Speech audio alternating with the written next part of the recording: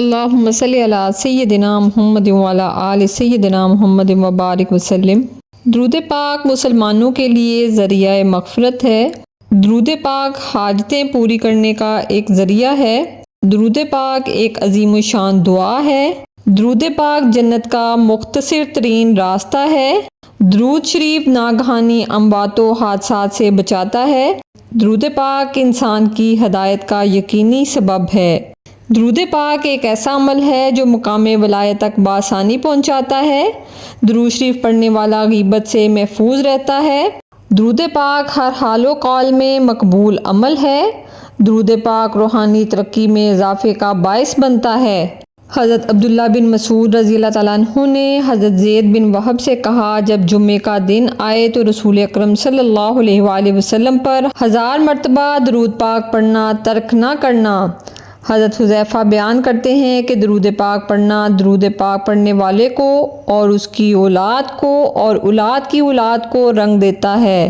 حضرت عمر بن عبدالعزیز نے حکم جاری کیا تھا کہ جمعے کے دن علم کی اشاعت کرو اور نبی اکرم نور مجسم شفیع معظم صلی اللہ علیہ وآلہ وسلم پر درود پاک کی کثرت کرو۔ حضرت وہب بن منبع کا قول ہے کہ نبی اکرم صلی اللہ علیہ وآلہ وسلم پر درود پاک پڑھنا اللہ تعالیٰ کی عبادت ہے۔ مواہب اللدنیہ میں امام قسطلہ نے روایت کیا ہے کہ قیامت کے دن کسی مومن کی نیکیاں کم ہو جائیں گی اور گناہوں کا پلڑا بھاری ہو جائے گا تو وہ مومن پریشان کھڑا ہوگا کہ اچانک رسول اللہ صلی اللہ علیہ وآلہ وسلم میزان پر تشریف لائیں گے اور چپکے سے اپنے پاس سے بند پرچہ مبارک نکال کر اس کے پلڑے میں رکھ دیں گے، جسے رکھتے ہی اس کی نیکیوں کا پلڑا وزنی ہو جائے گا اور اس شخص کو پتہ ہی نہیں چلے گا کہ یہ کون تھے جو اس کا بیڑا پار کر گئے۔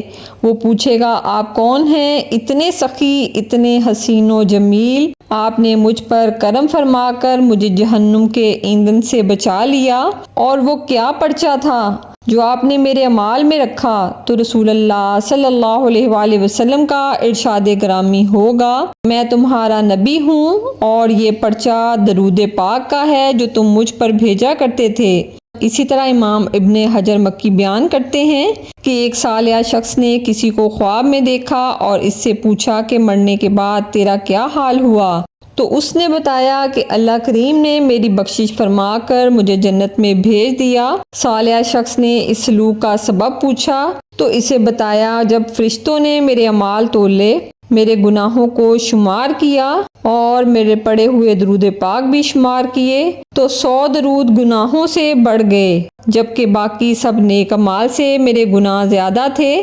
جو ہی درود پاک کا شمار کیا گیا تو اللہ پاک نے فرشتوں کو حکم دیا کہ اس کا حساب کتاب ختم کر دو، کیونکہ اس کے درود پاک کی وجہ سے نیکیوں کا پلڑا وزنی ہو گیا، اس لیے اس کو جنت میں لے جاؤ۔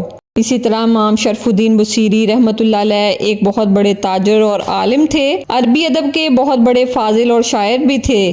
انہیں اچانک فالج ہو گیا، بستر پر پڑے پڑے خیال آیا کہ بارگاہ سرور کونین صلی اللہ علیہ وآلہ وسلم میں کوئی ایسا درد بھرا قصیدہ لکھوں جو درود و سلام سے معمور ہو۔ چنانچہ محبت و عشق رسالت مآب صلی اللہ علیہ وآلہ وسلم میں ڈوب کر 66 اشعار پر مشتمل قصیدہ بردہ شریف پڑھا۔ قصیدہ بردہ شریف کو جیسی شہرت دوام حاصل کرنے میں تصنیف و تخلیق کر ڈالی۔ رات کو نبی کریم صلی اللہ علیہ وآلہ وسلم خواب میں تشریف لائے اور قصیدہ سنانے کا حکم دیا تو امام بصیری رحمۃ اللہ علیہ نے عرض کیا، میں بول نہیں سکتا، فالج زدہ ہوں۔ تو رسول اکرم نور مجسم شفیع معظم صلی اللہ علیہ وآلہ وسلم نے نظر شفا عطا فرمائی۔ ایک روایت یہ بھی ہے کہ حالت خواب میں امام بصیری رحمۃ اللہ علیہ کو آپ نے چادر بردہ عطا فرمائی، اسی وجہ سے اس کا نام قصیدہ بردہ پڑ گیا۔ امام بصیری رحمۃ اللہ علیہ صبح اٹھے تو فالج ختم ہو چکا تھا۔ گھر سے باہر نکلے تو گلی میں انہیں ایک مجذوب شیخ ابو الرجا ملے۔ انہوں نے امام بصیری سے کہا کہ رات والا وہ قصیدہ مجھے بھی سناؤ۔